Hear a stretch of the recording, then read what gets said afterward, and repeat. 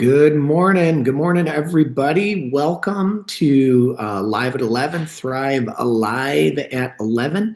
Good to be with you guys this morning. I'm really glad that you are here. It is Thursday, the 4th of June.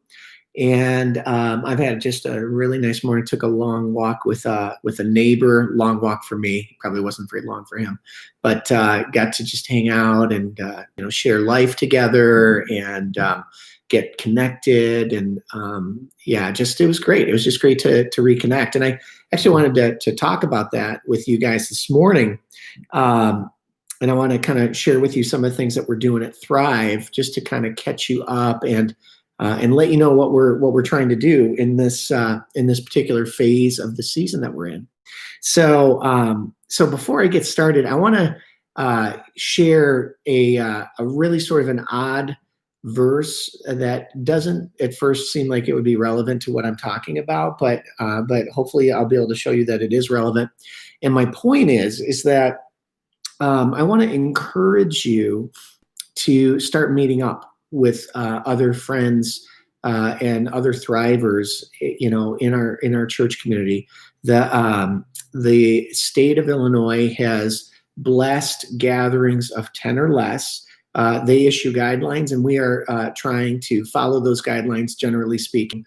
And so currently, the CDC in the state has blessed gatherings of 10 people or less. And so we want to stir that up, and we want to encourage you guys to start meeting up with friends and acquaintances and people at Thrive and your neighbors for the purpose of just connection, for the purpose of friendship, for the purpose of growing spiritually, for the purpose of doing life together.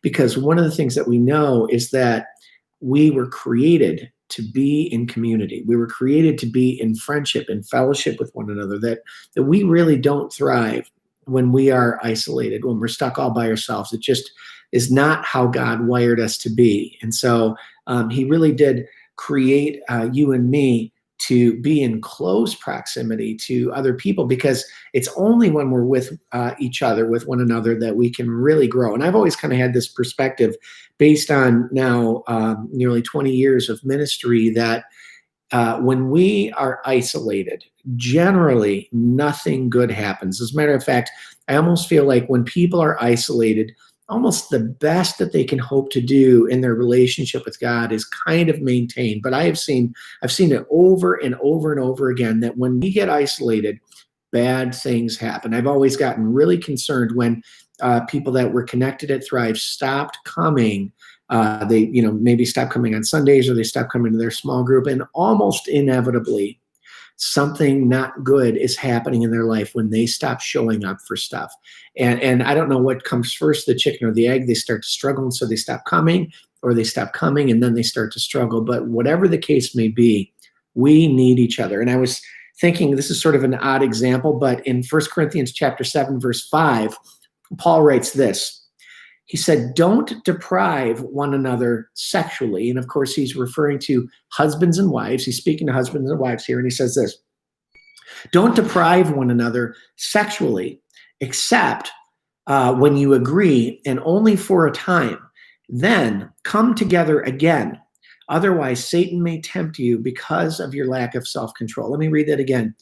"Do not deprive one another sexually, except when you agree, and only for a time, to devote yourselves to prayer, and then come back together again. Otherwise, Satan may tempt you because of your lack of self-control." And I want to kind of draw the analogy. This is probably not a proper application of the scripture, but I want to say that we have had forced upon us, because of coronavirus, we have had isolation forced upon us. It wasn't that we chose it. It wasn't like we decided to get away for a time of prayer, but we have had to isolate.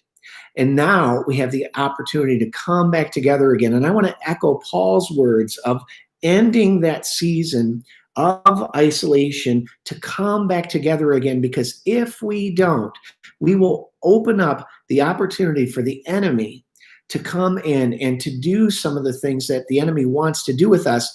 And we're more vulnerable to it because there's no one there to fight for us. There's no one there to correct our false thinking. There's no one there to really pray for us. We need proximity to one another. We need connection with each other. And so, yes, we've had a season of isolation. Yes, we've had to step away from one another.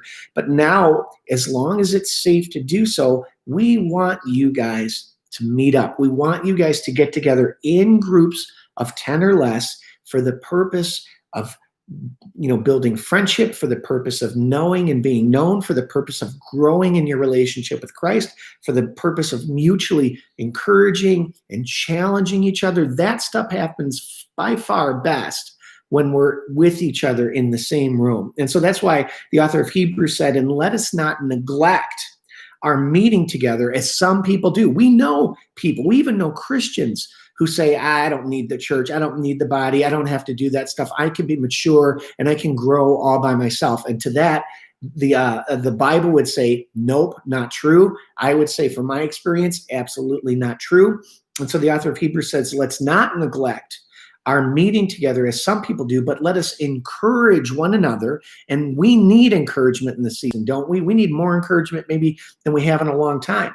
But let us encourage one another, especially now that the day of his return is drawing near. And so the Bible is like super, super clear.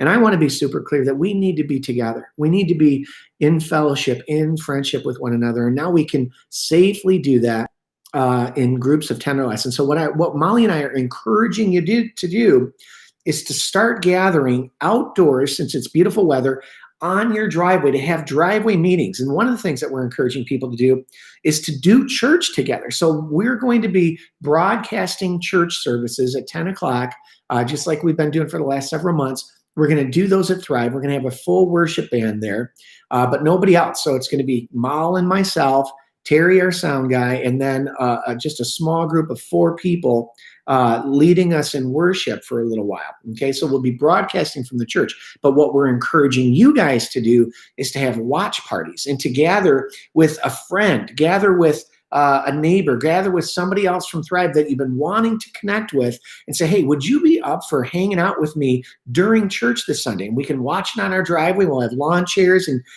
you guys can, have everybody bring their own snacks and bring their own water or whatever you want to do, whatever you're comfortable with.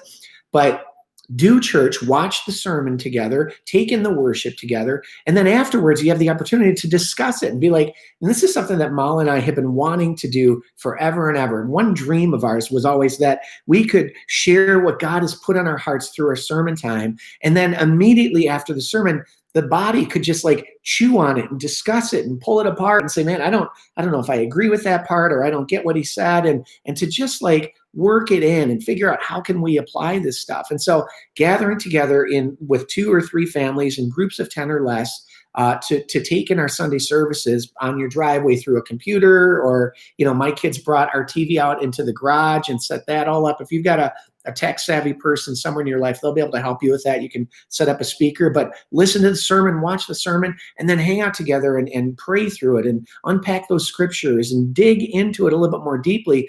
And I wonder if you'll have an even richer church experience by doing that than maybe our normal routine back at Thrive.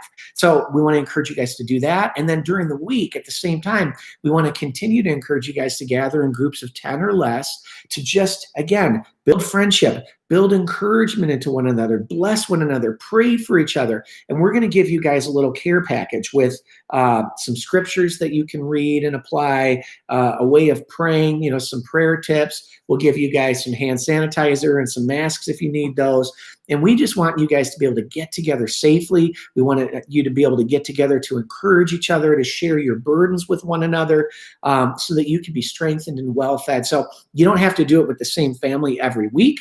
We're not asking for any type of a commitment. It's just like, hey, organically from the grassroots level, just say, hey, I'd like to hang out. Would you like to just spend an hour together on my driveway this weekend? Would you like to hang out on Wednesday night for an hour, hour and a half, just so we can grow together, just so we can spend time, just so I can share how the last 3 months have been for me and how you can share how it's been for you. So that's what we're up to. Let us not neglect getting together. Let's come back together so that the enemy, Satan, doesn't get to kind of work his agenda out in our lives. Let's build each other up and strengthen each other. So we are thankful that we are finally able to start gathering again, and we're going to be very, very wise about that. We want to encourage you to be wise. And again, if you're not comfortable getting together with other people just yet, we completely bless that. We totally understand it, and we honor that. We just want you to be safe and secure, but we also want you to grow. So that's it from me. We love you guys. Bless you. Have a great rest of your week, and we will talk soon. Thanks so much, everybody.